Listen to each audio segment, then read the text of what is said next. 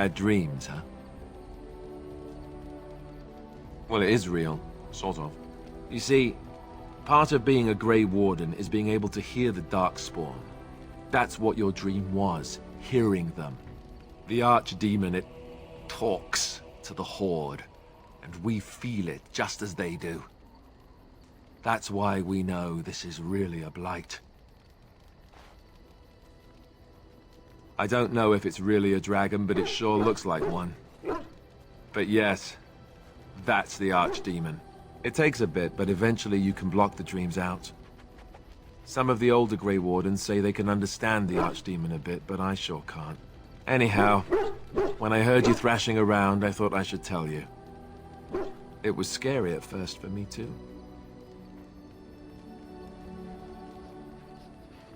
That's what I'm here for. To deliver unpleasant news and witty one-liners. Anyhow, you're up now, right? Let's pull up camp and get a move on.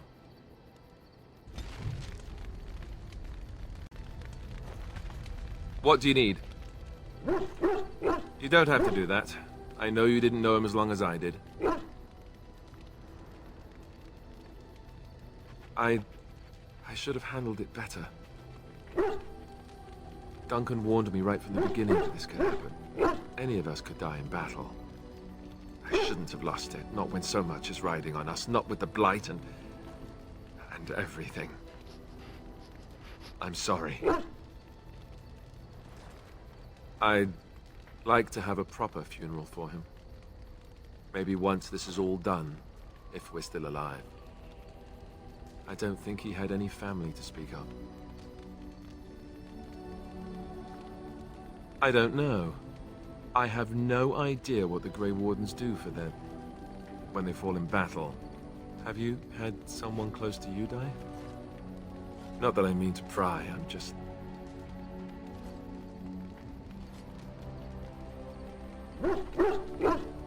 Oh, of course. How stupid of me to forget. Here I am going on and on about Duncan, and you... I am so sorry. Thank you. Really, I mean it. It was good to talk about it, at least a little. I'd like that. So would he, I think. What do you need? Ask away. Essentially, they're trained to fight. The Chantry would tell you that the Templars exist simply to defend. But don't let them fool you. They're an army. The other main purpose for a Templar is, of course, to hunt mages. To that end, we train in talents that drain mana and disrupt spells. Perhaps, but there usually isn't much of an opportunity. The Chantry keeps a close rein on its Templars. We are given lyrium to help develop our magical talents, you see. Which means we become addicted. And since the Chantry controls the lyrium trade with the dwarves, well, I'm sure you can put two and two together. Well, they do it, and they feel perfectly justified. You don't need lyrium in order to learn the Templar talents. Lyrium just makes Templars' talents more effective, or so I was told. Maybe it doesn't even do that. The Chantry usually doesn't let their Templars get away either, so they can spread their secrets. I'm a bit of an exception. Lucky me. What do you need? Ask away. Same way you did. You drink some blood, you choke on it, and pass out. You haven't forgotten already, have you? I do my best. What can I say? Let's see, I was in the Chantry before. I trained for many years to become a Templar, in fact. That's where I learned most of my skills. You're telling me I was banished to the kitchens to scour the pots more times than I can count. And that's a lot. I can count pretty high. The Grand Cleric didn't want to let me go. Duncan was forced to conscript me, actually, and was she ever furious when he did. I thought she was going to have us both arrested. I was lucky.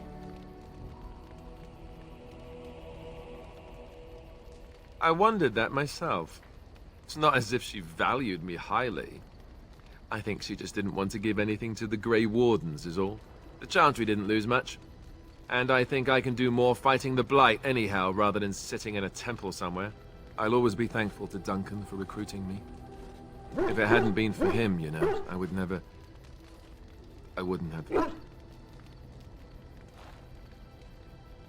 He was a good man who didn't deserve his fate. That much I'm sure of. Come on, let's go. I think I'm done talking. What do you need? Ask away. Oh, did I say that? I meant that dogs raised me. Giant slobbering dogs from the Anderfells. A whole pack of them, in fact.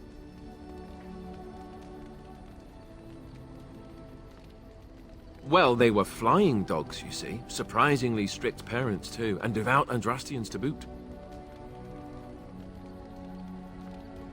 Oh, there you go, listening to me again. You'd think you'd have gotten past that already. I ended up in the Chantry, sure, but I didn't start there. Let's see, how do I explain this? I'm a bastard. And before you make any smart comments, I mean the fatherless kind. My mother was a serving girl in Redcliffe Castle who died when I was very young.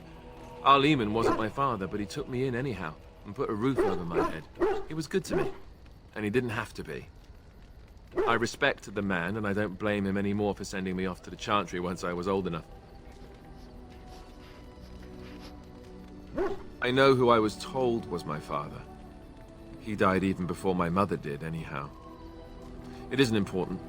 Eamon eventually married a young woman from Orlais, which caused all sorts of problems between him and the king because it was so soon after the war. But he loved her. Anyhow, then you, Alistair, resented the rumors which pegged me as his bastard. They weren't true, but of course they existed.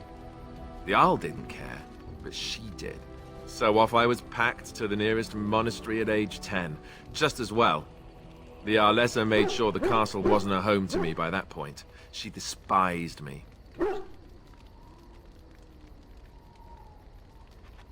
Maybe. She felt threatened by my presence, I can see that now. I can't say I blame her. She wondered if the rumors were true herself, I bet. I remember I had an amulet with Andraste's holy symbol on it. The only thing I had of my mother's. I was so furious at being sent away, I tore it off and threw it at the wall and it shattered. Stupid, stupid thing to do. The Arl came by the monastery a few times to see how I was, but I was stubborn. I hated it there, and blamed him for everything. And eventually, he just stopped coming.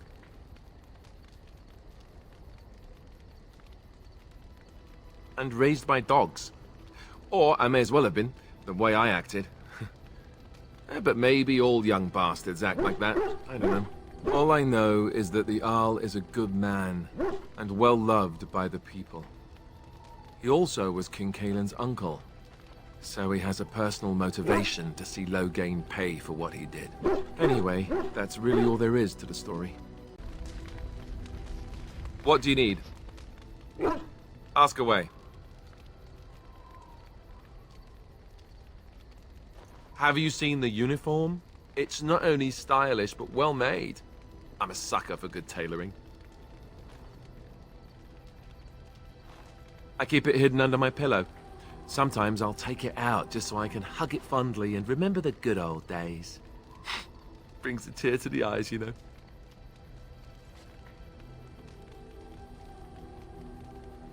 Oh, you know, between all the guilt and the hours spent in solemn prayer, any good Templar or priest is just bursting to tell a few good jokes when the opportunity arises. You don't really want to know about my being a Templar, do you? It's really quite boring.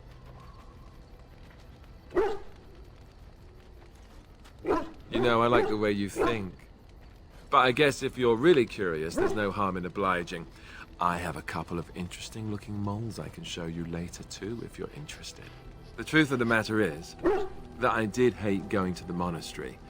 The initiates from poor families thought I put on airs, while the noble ones called me a bastard and ignored me. I felt like Eamon had cast me off, unwanted, and I was determined to be bitter. But I took some solace in the training itself, I guess. I was actually quite good at it.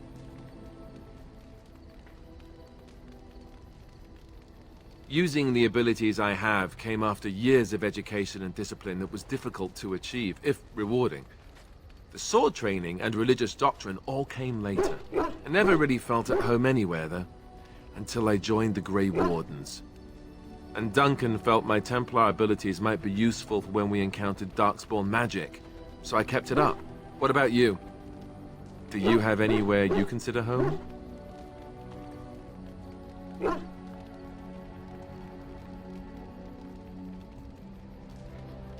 Right. Stupid of me to ask. I'm sorry. We won't always be traveling like this, you know. Once the war is over, once the Blight is... well, a time will come when we'll have to think about having a real home again. Though that seems like a far ways off. And I suppose the Grey Wardens are gone for good, either way. I suppose you're right. We can create new Grey Wardens, but we'll never get back those we lost. I wonder if it would ever feel the same. Anyhow, now I've sidetracked us. We'd better get back to what we're supposed to be doing right now. What do you need? Ask away. Such as they are. That's a good question. There's plenty in Orlais, but who knows where they might be found. And the nearest Orlesian city is weeks away. If we go north and cross the sea, there's bound to be some in the Free Marches. Again, however, I just don't know where. I don't know anything about Grey Wardens in other lands. Here in Ferelden, there's our compound in Denerim at the palace, but that's it. Loghain will have control over that and be watching it, no doubt. Beyond that, the only place I know of is Weishaupt Fortress. That's the headquarters of all Grey Wardens in the Anderfells, 1,000 miles from here. But I've no idea how to even contact them. So unless we try to get back to the compound in Denerim, I suppose the answer is no. There's nowhere for us to go. I imagine that eventually the Grey Wardens outside of Ferelden will wonder what's happened. Why there's no contact from Duncan or someone. They'll send someone eventually. Though who knows what Loghain's people in Denerim will tell them. Maybe they won't send anyone. We could try to contact them. But that would mean leaving Ferelden, and even if we did, they couldn't come back with us in time to stop the Blight. So that means whatever happens, it's up to us. I mean, eventually we would have to use the joining to make more Grey Wardens, right? But I don't know how to do the joining, or what's involved. I know it involves lyrium and some other magic, and that it's really difficult to prepare, but that's it. Unless we can find out more about the joining, I guess we better get used to the idea that there might only be 2 of us for now. Until more come from elsewhere. About the Grey Wardens, anyhow. Fair enough. What do you need?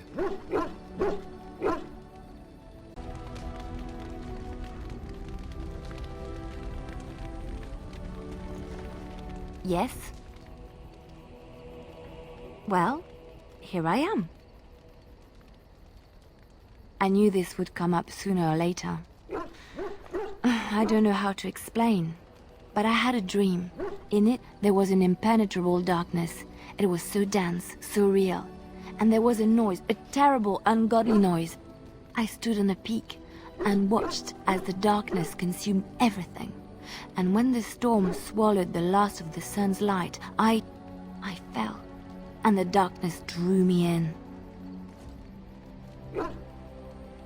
When I woke, I went to the Chantry's gardens, as I always do. But that day, the rosebush in the corner had flowered.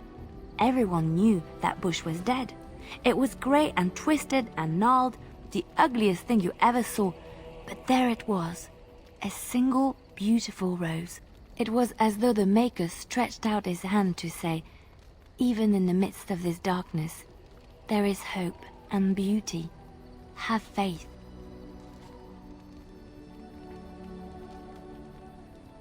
In my dream, I fell, or maybe I jumped. I'd do anything to stop the Blight. I know that we can do it. There are so many good things in the Maker's world. How can I sit by while the Blight devours everything?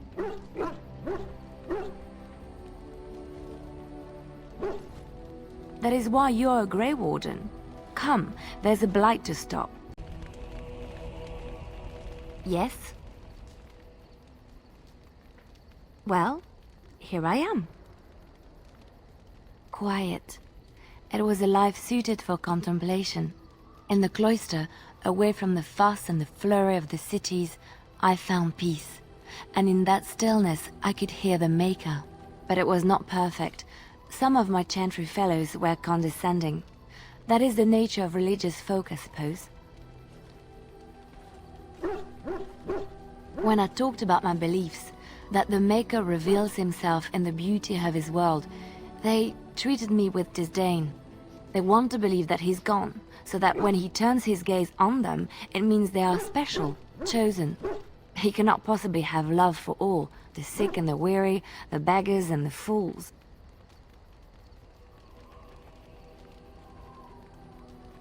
Thank you. Maybe I am wrong. But it is the Maker's place to decide if I am worthy, not men, not the Chantry. But there is work to be done, and I have talked enough for now. Yes? Well, here I am. What is meant by someone like me?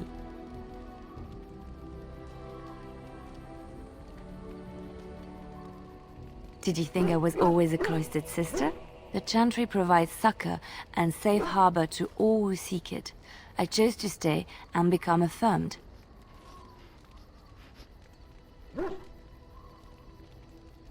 I was a traveling minstrel in Orlais.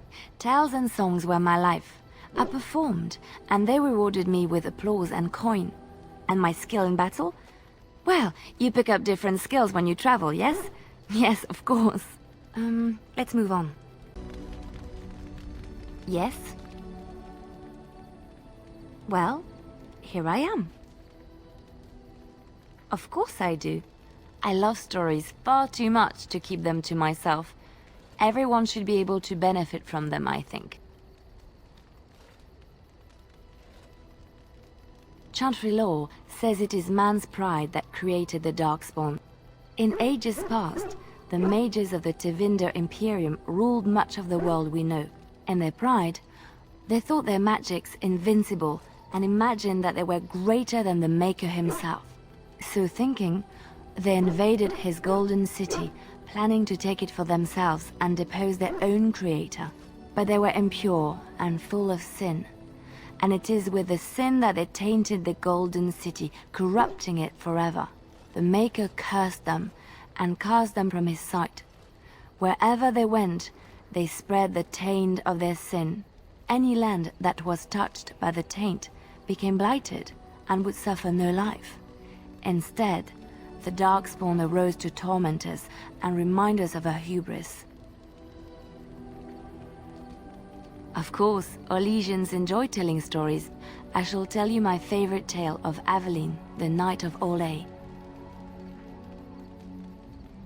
A long time ago, a girl child was born to a farmer. He had hoped for a son, not a daughter, and so he told his wife to abandon the child in the woods. Before the cold could claim her, the baby was found by a tribe of Dalish elves who took pity on the poor mewling thing and raised her as their own. Aveline, for that is what they called her, grew strong and quick and clever under the guidance of the elves. She learned to wield the sword as well as any man, could kill a deer with an arrow at 100 paces, and was as graceful on the back of a horse as she was on foot. Aveline's Dalish guardians saw that she could easily best any Orlesian chevalier in battle, and wanted to show the cruel humans the child they had left to die. They bestowed upon her a fine horse and armor, and sent her to prove herself to her people in the grand tourney. Now in those days, no woman was allowed to take up arms, let alone compete in the grand tourney, but Aveline kept her helmet on and was not discovered. Aveline won many events and gained the approval of the adoring crowd. Eventually, she came face to face with the knight Kaleva in the grand melee.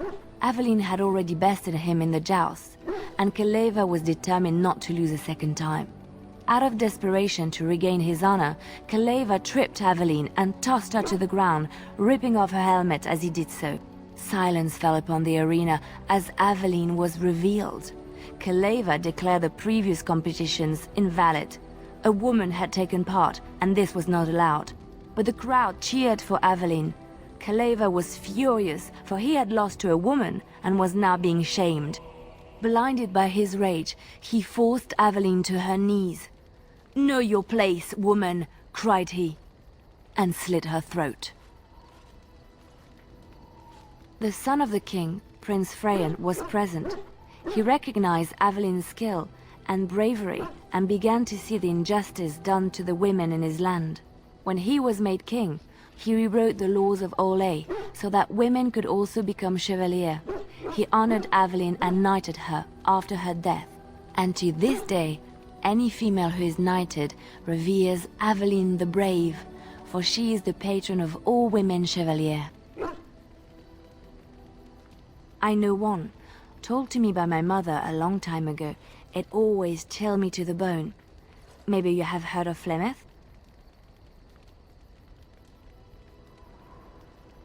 Are you sure? Was she the Flemeth of legend? Flemeth, the devourer of men? Flemeth, mother of witches? Flemeth, demon-touched, who dwells in the mists? Ferelden mothers scare their daughters with talk of Flemeth. They say that if you're bad, Flemeth will spirit you away and bind you to her forever. They also say that Flemeth mourns her lost beauty and will steal yours through your looking glass if she catches you.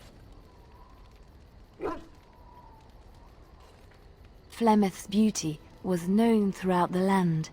She had hair like unto a moonless night, skin as pale as winter's first snow, and eyes as beautiful and perilous as the sea. When she came of age, she came to the attention of the Lord of Highever, Conobar, and he took her for his wife. Conobar soon learned that his young bride had the gift of magic. He kept this a secret, for he feared that she would be taken from him. Flemeth stayed with Conobar for some years, and with his blessing, she practiced her art. And then one day, a young poet named Osen came to the castle. Flemeth was captivated by Osen's voice, and he by her beauty, and they fell in love. Flemeth longed to be with her true love, and she and Osen fled from Conobar's lands, seeking refuge in the Kokari wilds with the Chasing tribes.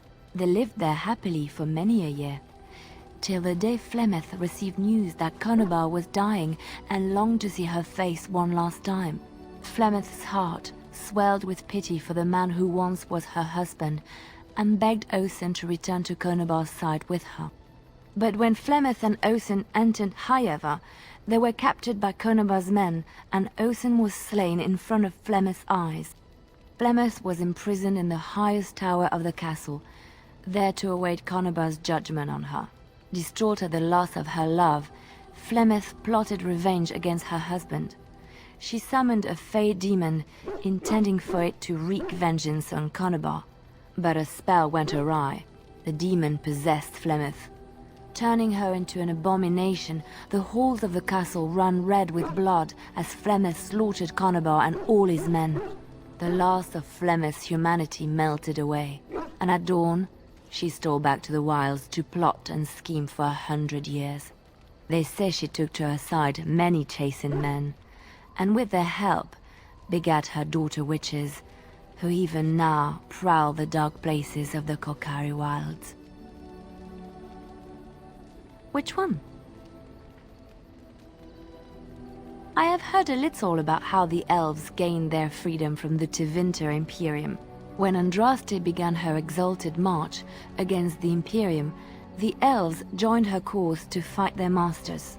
The great elven leader, Shatan, born in captivity, rose up to lead his people. He foresaw a future where the elves were free. Shatan was killed when Andraste was betrayed, but the elves continued to fight, eventually breaking free of the Imperium. The elves claimed the Dales in the south and settled there in the land of their own. The elves lived in the Dales for centuries.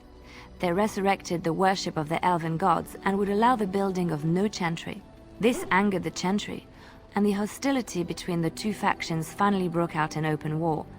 The chantry says the elves struck first, but I do not know whether to believe it. The chantry declared a holy exalted march against the elves, named for Andraste's similar march against Tevinter. During the exalted march of the Dales, the elven cities were sacked, and the elven state completely dissolved.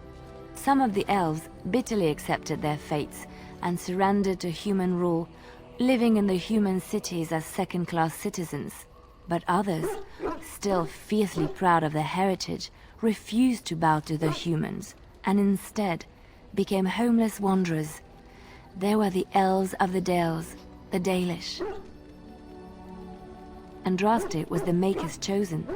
The Maker had long since abandoned the world when the sound of her singing turned his ear. Beauty, grace, and wisdom enraptured him, and he offered to take her from this flawed world to become his divine bride. But Andraste had an earthly husband and would not forsake him. Instead, she beseeched the Maker to return to his people once more. So earnest was her plea that the Maker was moved, and promised that he would create a paradise on earth if all abandoned their false gods and turned once more to him. And this is why Andraste began her exalted march on the idolaters of the Tevinter Imperium. The Maker granted her his powers with which to smite her enemies. Andraste brought the Imperium to its knees, and her victories converted many to the worship of the Maker. Alas, it was the frailties of men that betrayed and killed Andraste. Her earthly husband, Maferath, a chieftain of the Alamari tribes himself, grew jealous as his wife's popularity and influence overshadowed his own.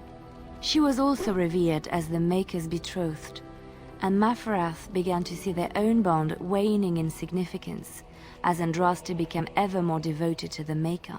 Out of envy and spite, Maferath made a pact with the Archon Hysarian of Tevinter, allowing his beloved Andraste to be ambushed and captured.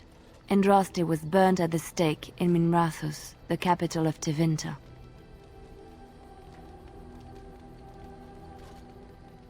I have thought on this too. Did he withdraw his sight from her at that moment? Where were all the powers he bestowed upon her? This question has come to me many times, and I have no answer. Perhaps there was no way for Andraste to return to the Maker but through her death. We will never know for sure.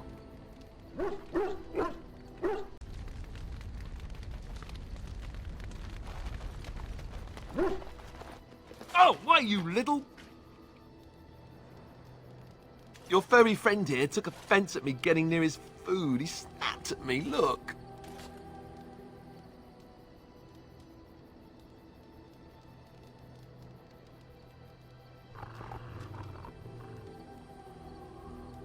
Sometimes I forget that he's a war dog.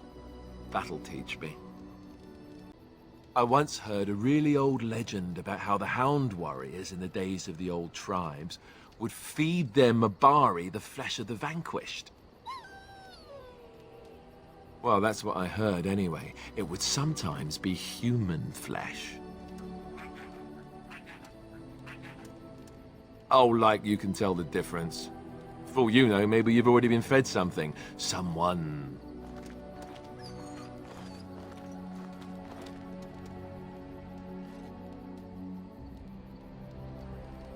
It's not cannibalism if he's eating it, you know.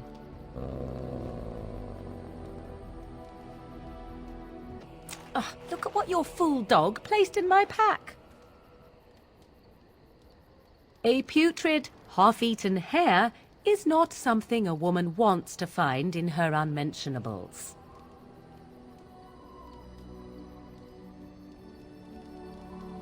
The dirty mongrel can have this back. There. And tell him not to do it again.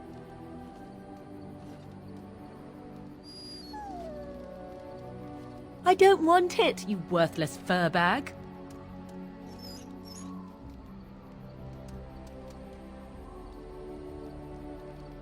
He is certainly manipulative, I can tell. I do it too.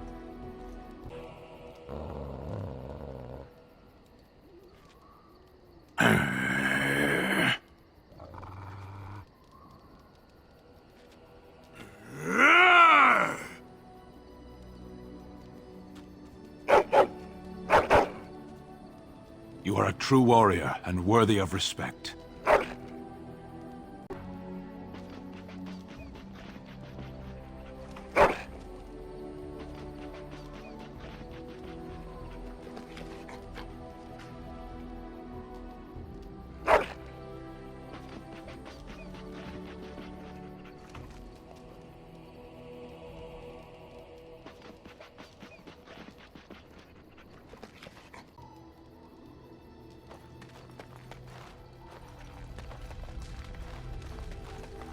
Why are we stopping?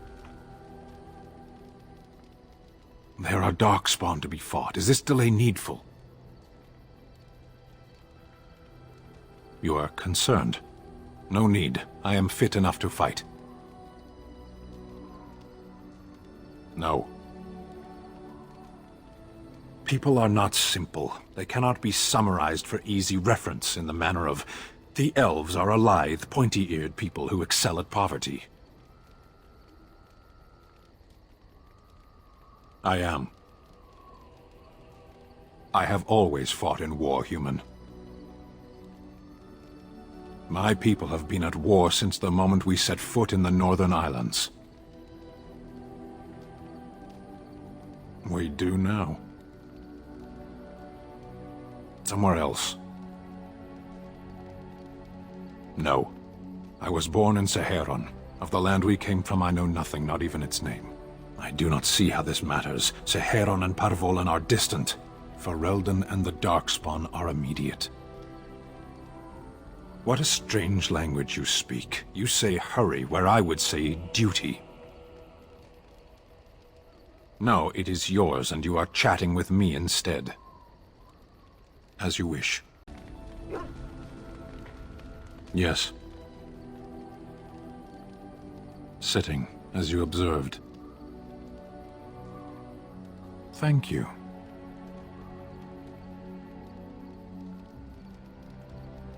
I did. Parshera, was there anything else? Speak, then. Then I suggest we move on. I am hardly surprised. To answer a question. The Arishok asked what is the Blight. By his curiosity, I am now here.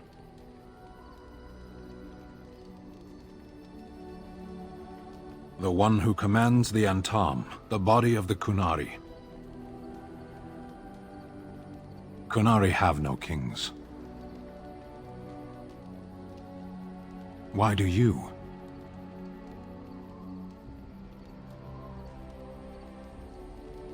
Exactly. You don't ask, nor do I. The Arishok sends me and I go.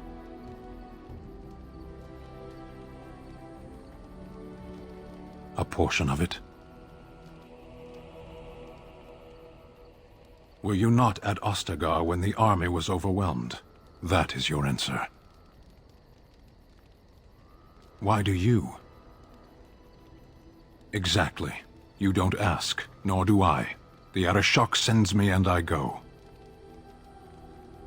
Yes. Never. I cannot go home. Thank you. Can we move on? We keep the Darkspawn waiting. As you wish.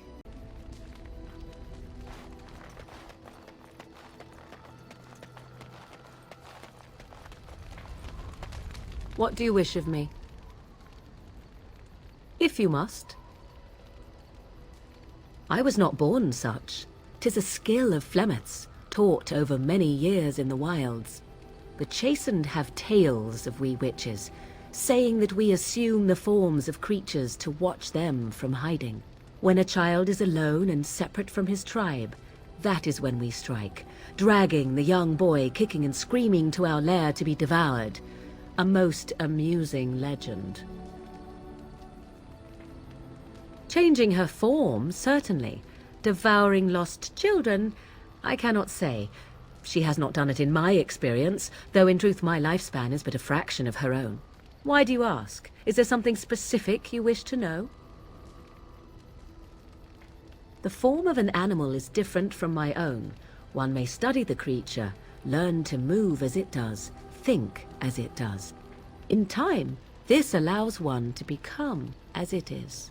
I gain nothing by studying another human. I already am the same as they are. I learn nothing. So the answer is no, my human form is the only one I possess. Anyone with sufficient will, but the act of transformation is a magical one. 'Tis a spell and thus requires a mage's talents. If you had a notion to learn such a skill for yourself, sadly, you must remain disappointed. There were nights when the wilds called to me, 'tis true. You look upon the world around you and you think you know it well. I have smelled it as a wolf, listened as a cat, prowled shadows that you never dreamed existed. But my life is as a human. I am under no illusions to the contrary. They do not shy away from me. To their senses, I believe I seem like any other of their species. As to what they think, I truly cannot say. Just as I am still human, no matter my form, they are still animals. Thus they cannot speak, even were I to ask. No, 'tis not unheard of in the remote corners of the world. There are traditions of magic outside of the circle of magi, despite what those mages would have you believe. Some of these traditions are old, indeed, passed down as carefully guarded lore from one generation to the next. The zealots of the chantry would uproot all such practitioners if they could, but as luck have it, some still exist. My mother is such a one.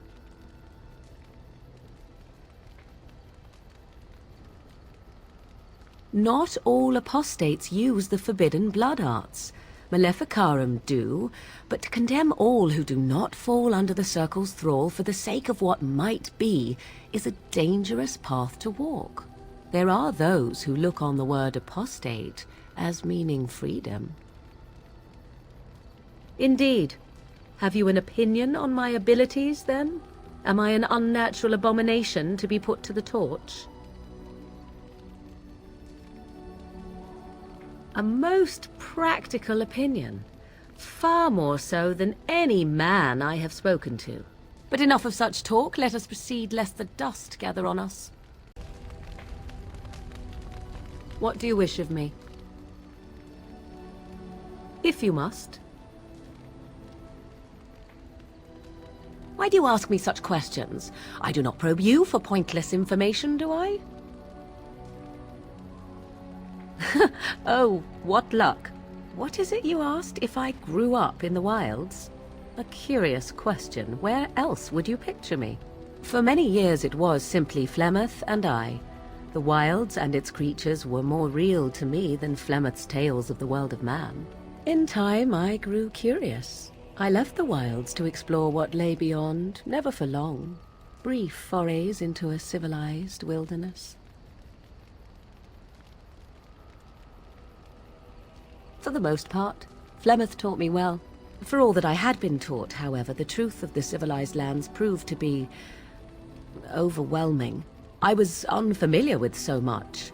So confident and bold was I, yet there was much that Flemeth could never have prepared me for.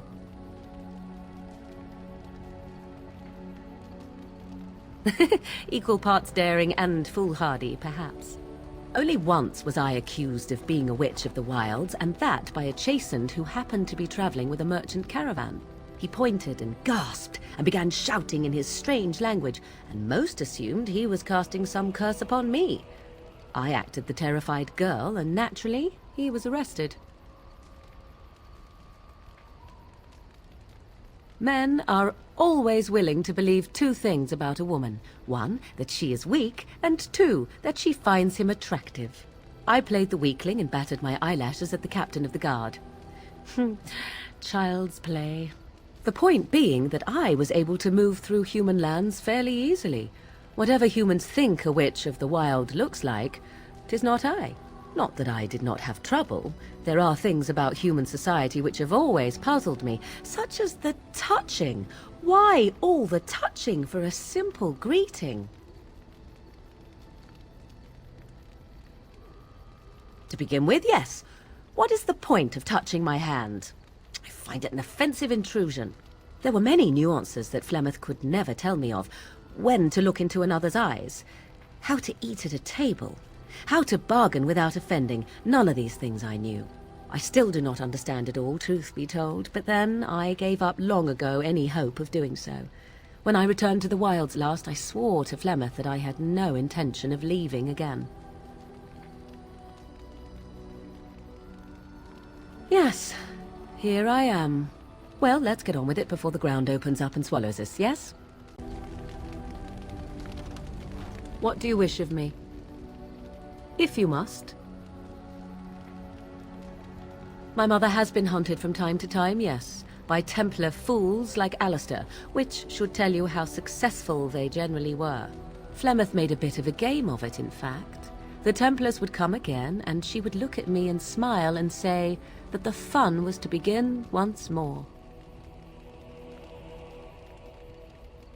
I am unsure. I was too young to understand, and perhaps 'twas bravado on Flemeth's part, or perhaps she was merely amused. I will never know. Flemeth would warn them once. 'Twas a warning they inevitably failed to heed. And then the true game began. Often Flemeth would use me as bait, a little girl to scream and run and lure the Templars deeper into the wilds and to their doom. Sometimes, eventually. Thankfully, the wilds is a vast place. Once they found us, Flemeth would simply move us elsewhere, and we would be lost within the forest once again. I did not understand the danger we faced until I was much older. I had never heard of apostates or maleficarum.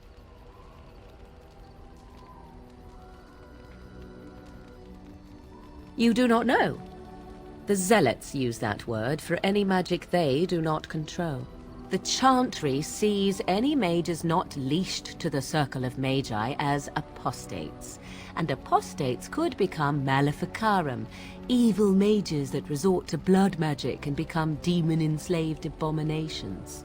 It may even be true, still, those of us who prefer freedom see no reason to submit.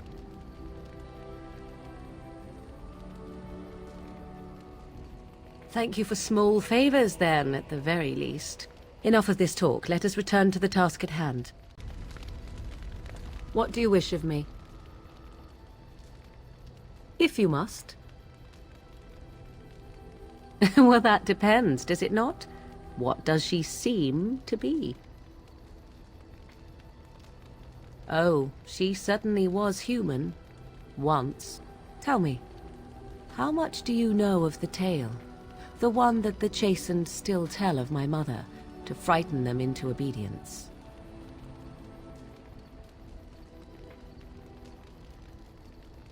No doubt such a tale has mutated much over time and telling.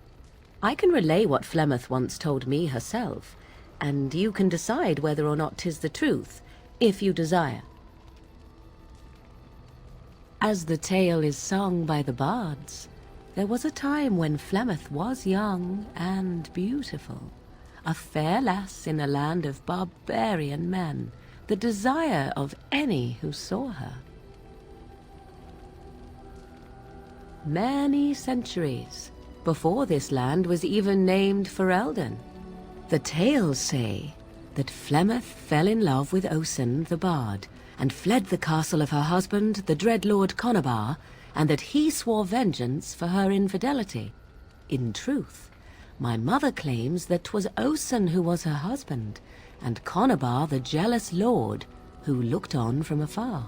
Lord Conabar approached young Osen and offered him wealth and power in exchange for his lovely wife, and Osen agreed. The life of a bard is a poor one, and love fades in the wake of hunger. 'Twas Flemeth who suggested the arrangement. All would have been well had Lord Conobar kept his end of the bargain.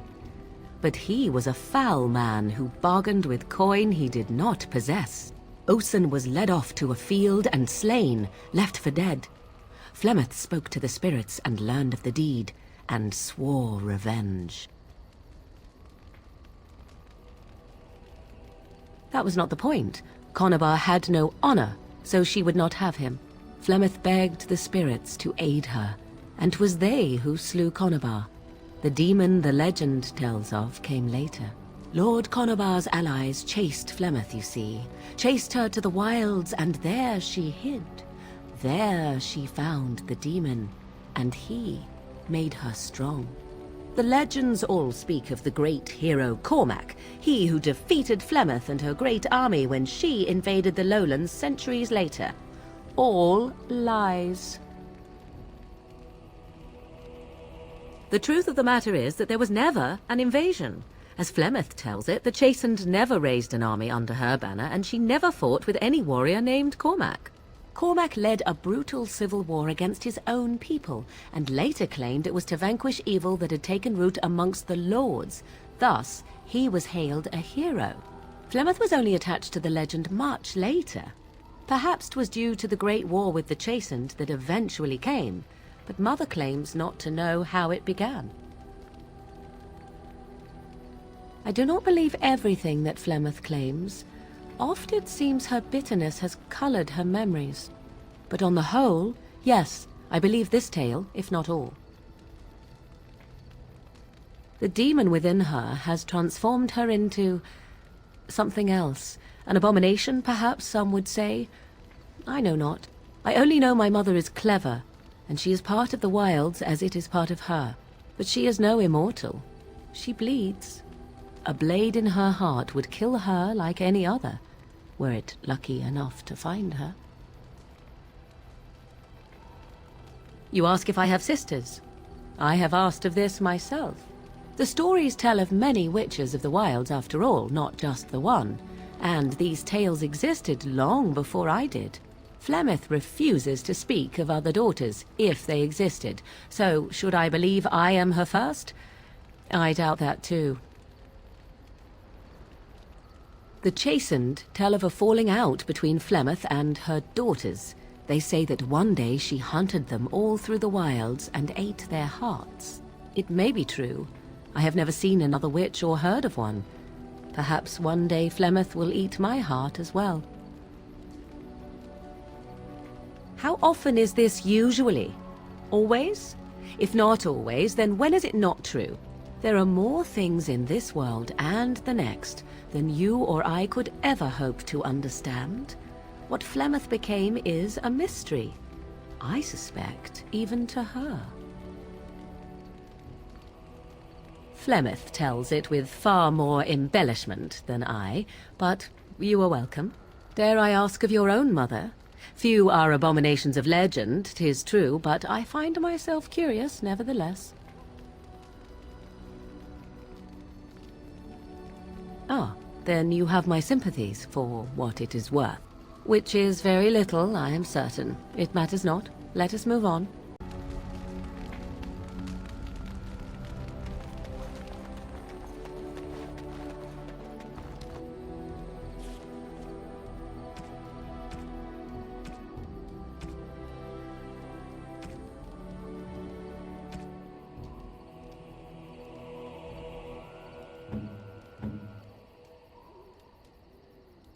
I could get used to this, you know.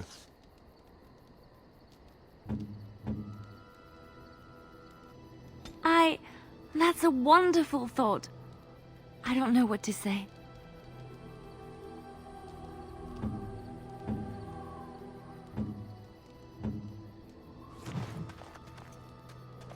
Ah, it's good to see you, my timely rescuer.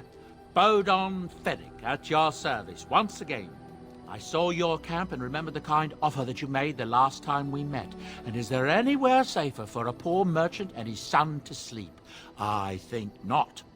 I'm perfectly willing to offer you a fine discount for the inconvenience of our presence. How does that sound? Good? Yes? Wonderful. Thank the kind lady, won't you, boy? Thank you, kind lady. We won't be a bother to you and your companions, I assure you. If you should need enchantments, simply talk to my boy. Otherwise, come speak with me. Are you sure I can't interest you in this hat? A pair of earrings, perhaps? A cheese knife? Well, if you're really interested, I suppose it wouldn't hurt to tell you. I am originally from Orzammar, the famed dwarven city that lies beneath the stately Frostback Mountains. I was a merchant there, too. Merchant caste. These things are in the blood, you know. You can't just leave them behind. I ran a fairly successful business. Rare artifacts, you know. Old things, grand things. The nobles loved them. Reminded them of the lost glory days, I suppose. One day, a noble woman came to my store. She looked around for a bit and then started shrieking in dismay. Apparently, she believed that a pair of braces I had for sale once belonged to her brother. He'd been lost in a cave-in, you see, while on an expedition to clear out the Darkspawn from one of the tunnels running close to the city. They were made specially for him. They're unique, she shrieked. He stole them from my poor brother's corpse. She had me arrested on the spot, of course. Nobles, they're touchy like that.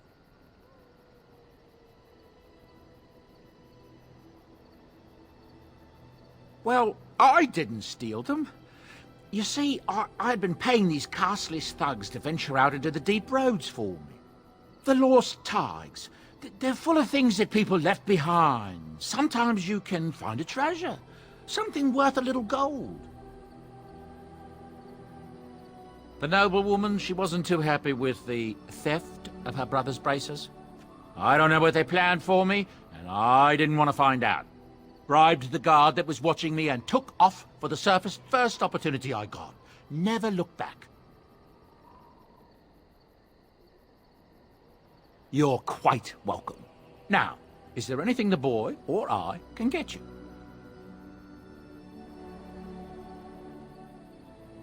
Ah, yes. I'm married to a fine woman back in Denerim, it's true. She'd give me a son if she could, but that's not likely to ever be. Sandal here. I found him in the deep roads years ago. Abandoned, I think, and he was never quite right in the head. I took him in, and I brought him with me when I came here to the surface. He may not be my blood, true, but I think of him as one. We left Orzammar. That's right, boy. Maybe one day we'll see it again. It's not as if I don't benefit, mind you. Turns out the boy's a natural working with enchantments. He might have even been lyrium-addled. I never thought of that before, to be honest. Happens sometimes. He can work an enchantment into just about anything, however, given some time. Could probably open his own shop, if he knew how. Enchantment. Well, he does seem to enjoy it, at least. Look, we don't rob people, all right? We don't take things from people that need them. The things in the lost tigers, what good did they do lying there? I brought them back to Orzammar, where people could look at them and remember. It's not all that different up here. There are places long abandoned by the humans everywhere. Even more now with the Darkspawn coming. People flee from the Blight with good reason, but they forget things. Things with value and meaning. They leave them behind because they're frightened and desperate. And sometimes, my boy and I, we find our way to these places before the Horde descends, and we save these things. I take them away so the Darkspawn don't get them. Is that so bad? They destroy everything they touch.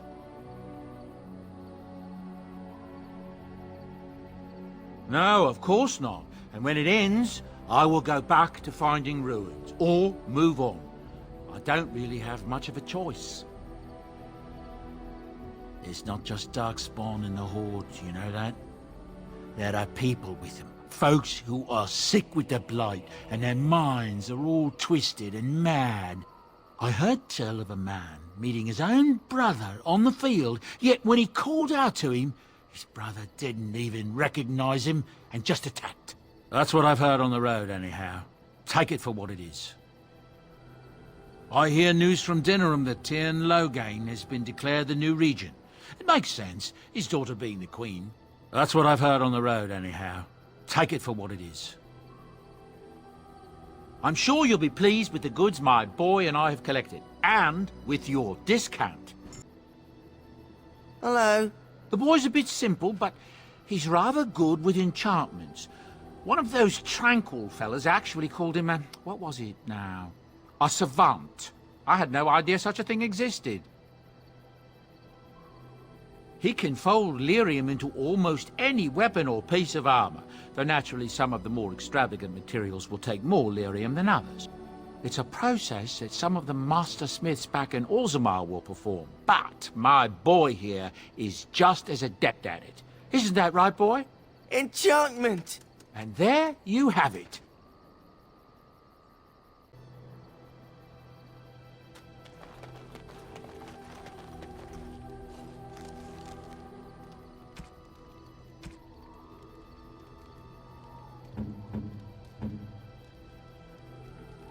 A fine gift.